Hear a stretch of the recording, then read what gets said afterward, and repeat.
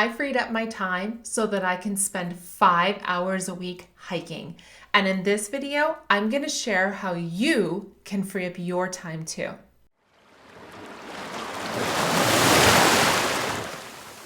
So let me just give you a little bit of background here and why this is a big deal. I am a single mom to a child who has a medical diagnosis that requires extra parenting.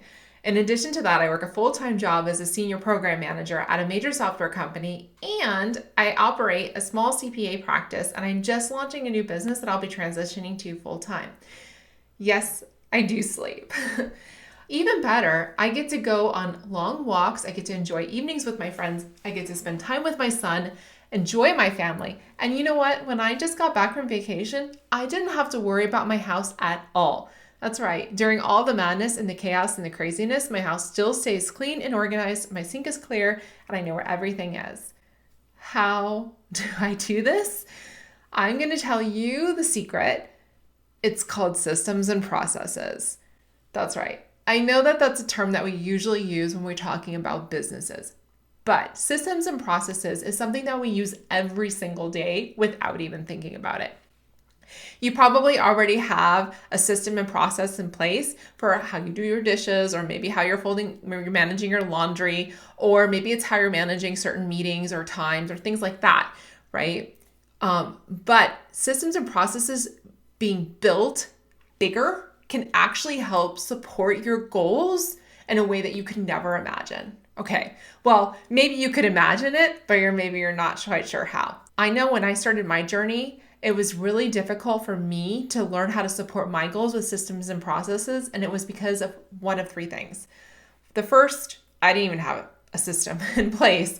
I thought I had a system, but rather than actually having a full system, I was just doing tidbits and pieces, right? Organizing something or being productive on one area, but it wasn't an entire system, like a full time management system or a full organizational system or a full travel system. The other reason why I was having challenges was because I would have a system in place, but wasn't quite working out how I would imagine it to. And that was really frustrating. But the worst was when I put a system in place and it completely failed. And I couldn't understand why I was failing. For the long period, it was a lot of me trying to figure out, like, is it me? Am I doing something wrong? Am I disorganized? Am I having problems here?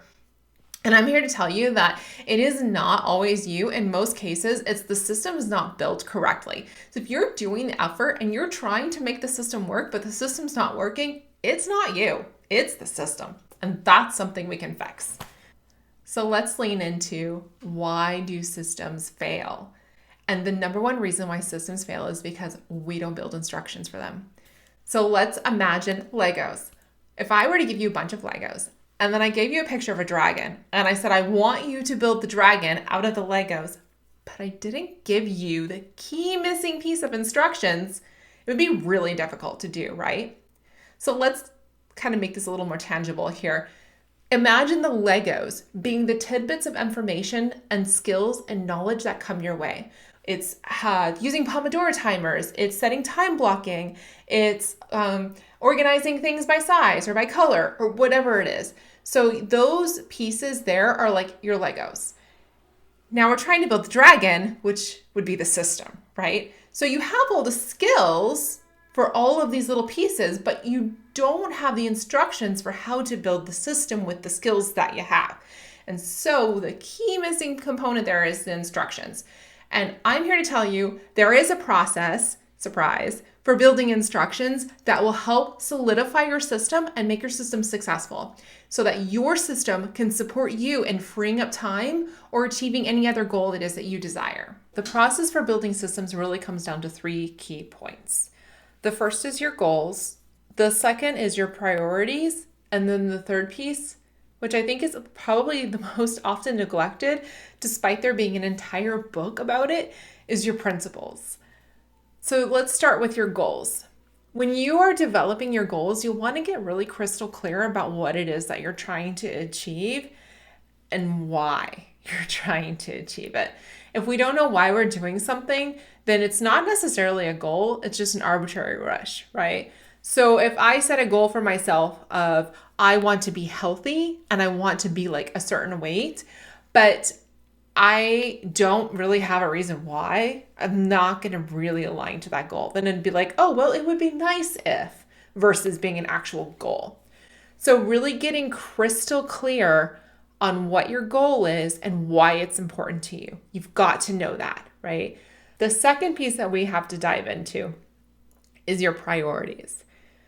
Prioritization doesn't mean for just prioritizing your goal, like, oh, my goal is important to me. We're talking about priorities amongst all the things that you're looking to do. And when I think about this, it's like, well, maybe I have a goal that's a health goal, but I have other goals too that are really important as well. And so maybe my health goal isn't as important as, say, my career goal or my parenting goal. Or maybe something is shifting and it's just a phase in my life where my health goal was top priority for so long, but something has come up in my life that has impacted it directly so that now my goal prioritization has shifted. Understanding your goal and understanding why it's really important to you, but then also understanding like how important is it and how important is it relative to all of the other things that you have in your life right now. If you have a goal that's really important to you, but you're not allocating time to it, it's because other things are getting in the way. And so then your goal might be, okay, I'm going to go ahead and calm these other things down over here, get my time management under control, get my career under control, get whatever it is that is getting in the way of your top goal, which would be your health, under control.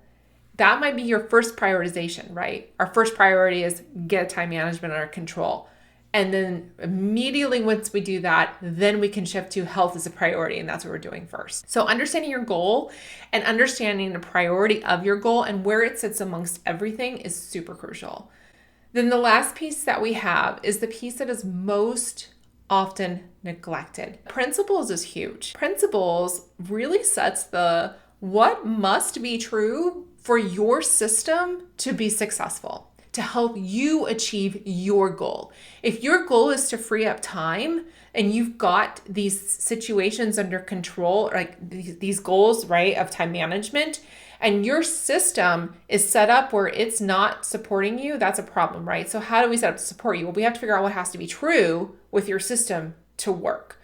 So let's just break out a really quick example here. Let's use health as an example when we're talking about this particular principles. So if health is your goal and your goal is to work out more often, but you find that your schedule is chaotic and crazy, and having an hour to sit down and do a workout or even 45 minutes is just too much, right? It's too overwhelming. Then one of your principles might be, okay, workouts have to be 30 minutes or less. Or if you're looking at your schedule and you're saying, I feel like I can't do more than 15 minutes at a time, then your principle for your system is my workouts must be broken out in 15-minute increments. And then you can schedule those 15-minute increments throughout the day. Principles are what must be true for your system to be successful. And so I think one of the biggest questions here is, how do we determine what those principles are? And this is the part that we are so good, and I say we because I am just as guilty of all of the stuff that I'm telling you about. We're so good at just deciding like this has to be true or this has to be, like we just come to the conclusion without assessing the environment. So when you're thinking about your principles, what must be true for your system to be successful and to support your goals, really hone into what is your environment like. This is so crucial because your environment to some degree, and I'm talking about physical environment, I'm talking about your virtual environment, and I'm also talking about the self-talk that happens in your head, your internal beliefs that you have. Your environment is going to help you decide what has to be true for your system to work.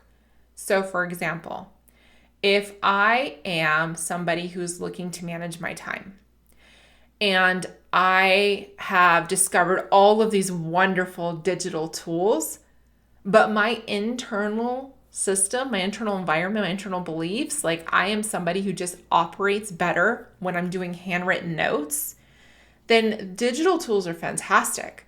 But is that going to help me be successful? And I'll be honest with you, it doesn't. I'm a handwritten person. I actually do a hybrid system. But for me, my principle would have to be, okay, you know what? Digital tools don't provide for me the same impact as written tools, and that's okay. That's what works for me. So therefore, my system must have like planners, like written planners.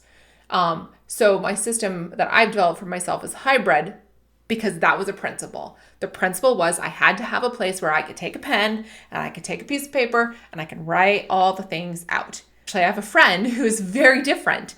She is very good about digital stuff. She has a one-touch rule, and that is her principle for the systems that she builds. Everything that comes across my way, I only want to touch once. And so she uses a digital planning system for her to help track what she needs to be doing and keep her on track. And that works wonderful for her. It doesn't work for me. And it may not work for somebody else, and it may work for other people. But the idea here is really kind of narrowing down what is the principle, right? What has to be true for your system to be successful? And that is often dictated by our environment. Once you have your goals and you have the prioritization for where your goals are, and you have your principles, you now have the instructions to build your system. And from there, you can go ahead and apply those skill sets and the tools to organize and time management, but to really help build that system to support you in achieving your goals. If you'd like to learn more about how systems and processes can help you achieve your goals, I have a free ebook in the link below. And if you like this video, please give me a thumbs up and click subscribe.